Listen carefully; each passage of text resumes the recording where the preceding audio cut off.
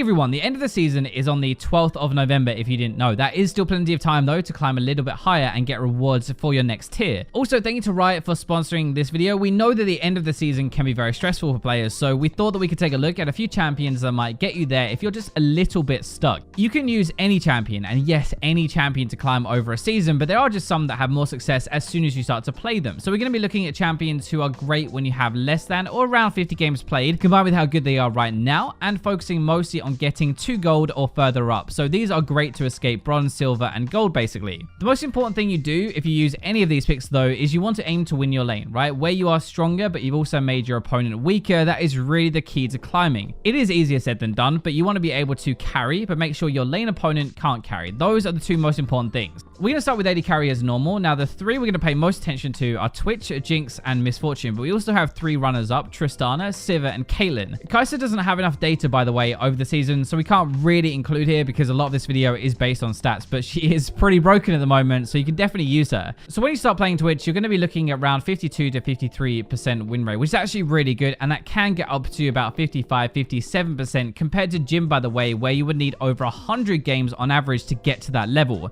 So you have an amazing late game on Twitch, right? You have the highest kills out of all AD carries on average. You have really good roaming. You're able to snowball properly, and you can gank other lanes. One really good thing though is with just a bad support, you can farm in your lane, right? With a good one though, you can stack up, press the attack, and use your poison to fight. Now either way, you have two very clear ways to win a game. You get a lead and you roam in stealth, or you farm up and you wait for late game and press R. So if we move on to Jinx, then you're going to start about 51, 52%, which for AD carries, by the way, anything above 50 to start with is actually really good. You're going to get up to about 54 as you start to play her a little bit more, but she is easy to play. She has AoE damage at very high range. Her resets make teamfights very easy. She has her snipes with the ultimate. It really covers up bad farming as well because of her AoE rockets and her runins. If you manage to get fed on Jinx, like if you're jungler ganks for you or something, it's probably easier than any other AD to actually carry that game. You have very high range, so you stay safe. You have big crits, and if you get one kill, the rest are going to be easy with the reset. So our third spot is Misfortune, starting around 52 to 53, and that can go up to 56% when you play her a little bit more. She doesn't really play like an AD carry. This is the main thing. Like, she's ability based, right? She has really good burst damage. She has really good laning, actually. Easy team fights to play, and you don't have to learn to attack move. As weird as it sounds, Misfortune is so good as a starter AD because she takes away a lot of the difficult parts of the difficult AD carry mechanics, which let you focus on just pumping out damage. Her laning is really key here though. Bounces are very hard to play against, but it's quite easy for you to actually line them up. You'll often win your lane, and when you do, you're going to win quite hard.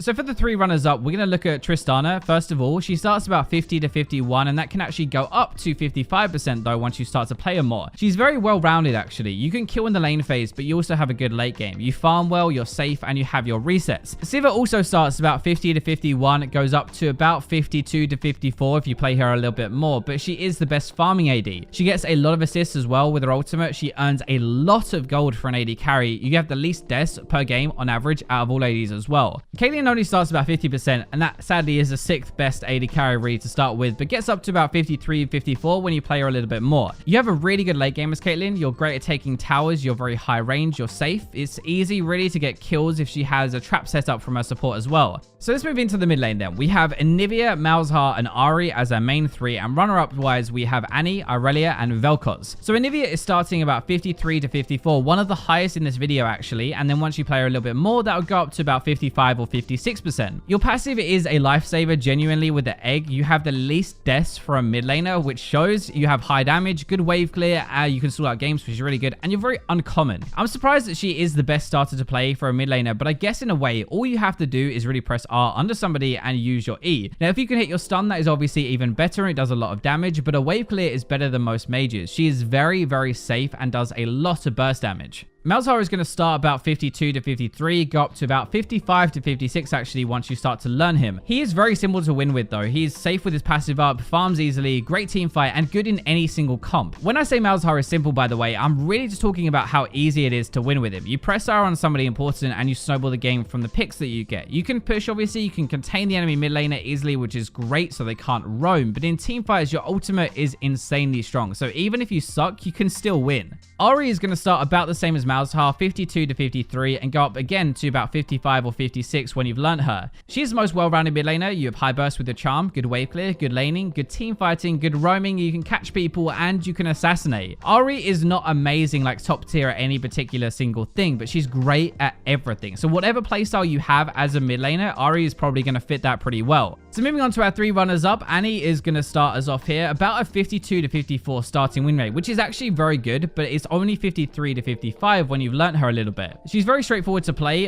It's quite clear how you win a game with her. It's very easy to trade with her, and she has high damage, right? LS always says play Annie to climb, and honestly, it's pretty true. She allows you to focus on other aspects of the game a lot more, and if anything, makes you be more proactive looking for those flash ults, so you actually do something in the game. Irelia mid actually starts about 52, 53, especially since the rework, and then goes up to about 54 when you've learnt her, so it's not the best, but it is kind of ridiculous anyway. Irelia is a high skill champion, or supposed to be, right? But she has one of the best win rates in the mid lane to start with just because of how strong she is. She's insanely mobile, she has high damage, she's very hard to kill. She has a great ultimate for team fights, but a very high kill potential in lane, and she snowballs out of control once she does get a kill. Finally, we have Vel'Koz then. 52 to 53 to start, gets up to about 55% eventually, but it was also a little bit weird for me in silver, gold, and plat. His starter win rate was way higher than others, but if you get rolling early, you sit at the back, very safe, press R, you smack everybody down, so it kind of does make sense. So let's have a look at the jungle then. We have our main 3, Xin Zhao, Jax, and actually Jarvan, and then we have 3 runners up, Amumu, Vi, and Warwick. So Xin Zhao is going to kick us off, right? You start about 53, you'll eventually go up to about 54 to 56 once you've actually played a few games with him, and he's very easy to start with. He's got an amazing early game, he wins most of the duels, so if you run into anybody, it doesn't really matter. You win 2v2 fights if you counter ganked, high damage, and ultimate actually keeps you alive. You don't have to know how to path perfectly with this pick. You don't have to worry about finding the enemy jungler because you're pretty much always going to win, if that makes sense. So it takes a lot of like the hard stuff about jungle out of the game. Moving into Jax, this one shouldn't be a surprise really. Starts about 52, goes up to about 54 to 55% after a little while. He's very easy to play. He scales amazingly, can do basically everything in a game. He farms, he ganks, he can split push, he has high damage, and he is a true carry for the jungle. Normally you do have a good balance between farming and ganking, but either way, you never really screw yourself in a game. You're not going to be falling behind because he farms so well. Jarvan's probably a little bit of a surprise, but he starts about the same level as Jax, and he can go up to actually higher than Jax, 54 to 56. So he's very easy to cheese with, right? You can do a lot of early stuff with him, honestly. You have very good engage, you have good damage as well, is flexible between tank or damage builds depending on the game and your playstyle, and you're an amazing ganker either way. One thing that helps a lot, which sounds kind of weird, is you'll be way richer than other junglers since your flag, your E, gives you a ton of assists. You average more than almost any other jungler. Amumu starts off about 52 to 53, but he only goes up to 54, 55 after you've had a little time with him. He doesn't really die that often anymore. He has a massive teamfight ultimate, obviously, right? Easy to play, decent damage, even if you actually build tank. There isn't a massive difference between new Amumu players and like ones who played him quite a bit at this elo, but basically you have decent damage, so you can actually kill people. You have really good engage, and you survive a long time. It just really shows you, though, how important bringing some crowd control is at this level of play. So Vi is going to start about 51 to 52 and then eventually go up to about 55. You do get quite a few kills with Vi, simple to play in some ways, big ultimate, great engage, and it forces you to be more proactive. I do honestly believe that Vi has such a good starter win rate because she will force you to gank more and actually do more as a jungler. Every single time that ultimate is up, it is a massive hint to say go and do something, use it. So Warwick starts about the same as Vi, 51 to 52, gets up a little bit higher actually, so 54 to 56, but he's very hard to kill really. You have good engage with this guy, good damage,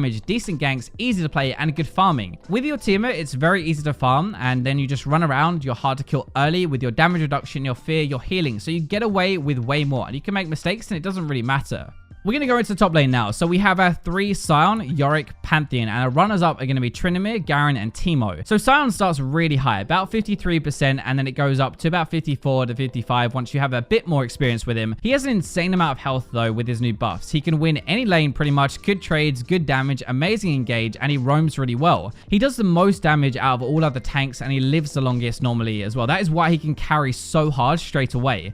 His kit is very easy to use and get used to as well. You charge your Q to knock up, you E to poke, you W for shield and damage, and you ultimate to charge in. It's not that complicated, but it's very effective. Yorick has a bit more to him, which is why he starts a little bit lower, about 52 or 53, but then he goes up higher to about 55 or 56. He is a really good split push champion, and he's very hard to kill with his healing early into the game. He has insane damage early as well. He nukes towers, and nobody knows how he works. As weird as that sounds, that last one is really good for you. People just don't get what they're up against, and you can exploit that once you've learned him. So Pantheon is about a 51 to 53. There's a bit more variation with him, actually, depending on the player, and then it goes up to about 54, 55 after about 50 games. He averages over 8 kills a game, though. That's the highest in top lane. He has really good damage. He's hard to lane against and easy to play, and also has great roaming with his ultimate. It's very easy to do that damage, right? Your Q is targeted. You can mess it up, I guess, but it's kind of hard to do that. Your W is targeted, and your E is technically a skill shot, I guess, but not really. That combo is enough to kill somebody when you're ahead, and that will help you have a really good win rate to start with, but then you can roam, which will make it even better. Using your lead to move around the map and kill other lanes as well. Tryndamere starts about 52%, then goes up to 54 to 56, which is really good, but he does have amazing split push. He's simple, he's got a good late game, can cheese kills early to get ahead, and gets a lot of gold. I was surprised he had such a good win rate early, honestly, but then again, like, you get to a point where you right-click champions or towers and you pretty much win. There is more to him than that, but like, even split push-wise, right, that's not easy to play against, but if you learn to do it properly, it's quite easy to do, and it can be kind of like a ticket out of lower ranks. Garen is another runner-up for us, starting about 51 to 52, goes up to about 53 to 54. He gets very tanky, he's simple to play, can win lane, and he does some decent damage. I didn't realize this, but Garen dies less than almost any other top laner, even though he doesn't build a full tank, and I guess a lot of that is the healing and the health stacking, but it means not only can you kill people with your damage, but you can actually make mistakes, and you're not going to die for them. Temu is pretty good to start with, about 51 to 52, but it doesn't really go up that much when you start to learn him until like you have about 100 games plus. He has this amazing late game. He's very hard to play against, crazy damage, but pretty straightforward to play really. Temu has that strong like lane bully potential. That's what we think of really, or at least I do, but his real strength is stacking AP and blinding and burning people down late game, and the games do tend to go a bit later at lower ranks. So finally then we have support, right? We're going to be looking at Sona, Blitzcrank, and Soraka. The runners up would be Janna, Brand, and Leona. So Sona is going to be starting us off with the highest out of the entire video, 54 to 55 to start with, and actually going down a little bit, 53 to 54, which is still good when you play her a bit more. She has an insane late game with her auras, which is a massive part of this that we'll talk about in a second. She's very simple to play, can still set up kills, and helps a very bad AD carry win still. As we said, this is the highest starter win rate in the entire video, even though her pre-25-minute win rate is terrible. That is because at lower ranks, games take longer to end, and her aura spam in teamfights provide healing, shields, damage boost, and move speed boost to everybody around her. It isn't obvious, but it's insane without doing that much. Now, Blitzcrank also starts about 53% and goes up to 54 to 55. He's very simple, right? You hook to win. You can absorb a lot of damage with your passive, very easy to play with and hard to play against, and can carry lanes in the entire game really. Considering all you have to do to win lane with Blitz is hit your hook, one ability, and press ignite, it is not that surprising that he wins a lot straight away. Now, Soraka is going to start us off about 52 to 53, go up 53 to 54 later. She does help the entire team, can still poke in lane and get a bit of damage off, can be very hard to play against with that, and keeps bad AD carries and bad teams alive. This makes a lot of sense because at a basic level, all you have to do is press your heal and try not to die. In teamfights, the enemy team effectively has to do probably twice the amount of damage to kill somebody without ignite. So runner-up wise, starting with Janna, similar to Soraka honestly, like 52 to 53 to start, about 55 after a bit of experience though, which is really good. She is safe, she has really good disengage, an AoE heal, and amazing protection. She does a lot of the things that Soraka does, just in a different way, by preventing damage or keeping distance between them. You're an amazing lifesaver, and you can mess up an entire team's engage in fights. They won't be coordinated to play around the disruption that you can really bring, which is what throws them off. Brand starts about 51 to 52, so it's not quite as good now, but he does go up to about 54 with some experience. He does more damage than an AD carry though. He's insane damage really. Poke damage, it's a one-shot combo as well, and he's very, very hard to play against.